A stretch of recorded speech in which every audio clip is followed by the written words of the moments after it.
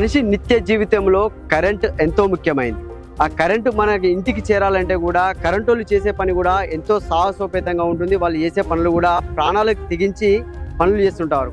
ప్రస్తుతం అయితే మనం సిద్దిపేట జిల్లాలోని కోహెడ మండలం బత్తులోన్పల్లె గ్రామంలో ఉన్నాము. ఈ గ్రామంలో మొన్నటి రోజున అంటే అధిక వర్షాలు, అంటే దాదాపుగా 4-5 రోజుల నుంచి కూడా కురుస్తున్నటువంటి అధిక వర్షాలకు చెరువులు కుంటలు కూడా మత్తలు దూకుతున్నాయి. అన్ని చెరువులు కూడా నిండిపోయాయి. అట్లాంటి అంటే ఈ గ్రామానికి వచ్చేటటువంటి కరెంటు ఏదైతే ఉందో ఆ కరెంటును పునరుద్ధరించేందుకు ఒక లైన్ మెన్ ఆయన ప్రాణాలకు తెగించి మరి చెరువు మధ్యలోకి వెళ్ళి ఆ తెగిన కరెంటు వైర్ను అంటే ప్రవహిస్తున్నటువంటి ఈ చెరువులో మత్తడి వద్దకు ఆ మత్తడి దాటుకొని వెళ్ళి మరి చెరువులోకి వెళ్ళి ఆ కరెంటును పునరుద్ధరించడం జరిగింది. డిప్యూటీ సీఎం బట్టి విక్రమార్క కూడా ఆ లైన్ మెన్ ఎవరైతే ఉన్నారో అహిముద్దీన్ ను అభినందించడం అయితే జరిగింది.